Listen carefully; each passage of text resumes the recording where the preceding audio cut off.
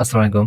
আজকে নিজেদের খাওয়ার জন্য সরিষা ফুলের মধু সংগ্রহ করব এবং কেমন ভাবে মধু খামারে মধু সংগ্রহ করে তা আপনাদের মাঝে এই ভিডিওতে তুলে ধরবো ইনশাল্লাহ। সকালে ঘুম থেকে উঠেই সোজা মধুর খামারতে চলে যাই। আমাদের মধু সংগ্রহ করার জন্য বেশি একটু দূরে যেতে হয় না, কারণ আমাদের এলাকাতেই মধু পাওয়া যায়। শীতকালে আমাদের এইদিকে কম বেশি সকলে সরিষা চাষ করে থাকে, সেহেতু বিভিন্ন জায়গা থেকে মানুষ এসে সরিষা ক্ষেতের পাশে অস্থায়ী মধু খামার তৈরি করে থাকে। এবারও তার ব্যতিক্রম হয়নি। তারা মূলত বক্সের মধ্যে মৌমাছি রানী রেখে দেয়, আর রানী থাকার কারণে অন্য মৌমাছি এসে এখানে জড়ো হয় বা বাসা বাঁধে। তারা এবার 150টি বক্স নিয়ে এসেছে।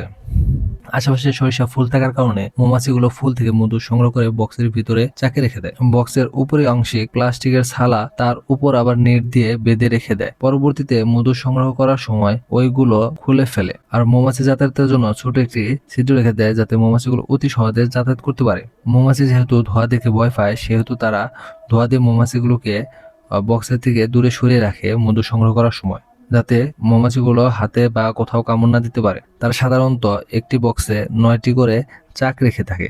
তারা চাকগুলো যত্ন সহকারে একটি একটি করে বাইর করে বক্সের পাশে রেখে দেয়। পরবর্তীতে ব্রাশ দিয়ে চাকে লেগে থাকা মৌমাছিগুলো সরিয়ে ব্যাকেটে রেখে দেয়। এরপর বক্স সুন্দরভাবে তারা চাকগুলো থেকে মধু বের করার জন্য নিয়ে যায়। আবার পুনরায় একই প্রসেসিং এ তারা বেঁধে রাখে। মৌমাছি সাধারণত মুখে এবং মাথায় কামড় দেয়, তার জন্য তারা এক ধরনের নেট জাতীয় ক্যাপ ইউজ করে, যা মুখ সহ ঢেকে রাখে। চাক থেকে মধু বের করার জন্য প্রথমে চাকে লেগে থাকা মোমগুলো সরিয়ে ফেলে, আর এই মোমগুলো অনেক টাকায় বিক্রি করে থাকে। তারা এরপর চাকগুলো একটি মধু বের করার মেশিনে রেখে হাত দিয়ে ঘোরানো শুরু করে। ঘোরানোর কারণে অনেক বাতাসের সৃষ্টি হয়, আর এই বাতাসের কারণে চাক থেকে মধুগুলো নিচে পড়ে যায়। আর এই মেশিনের নিচে একটি নল দেওয়া থাকে, আর ওই নলের মুখ খুলে দিলেই সমস্ত মধু ছেঁকে একটি গ্যালনে পড়ে যায়, গ্যালনে বা বোতলে পড়ে যায়।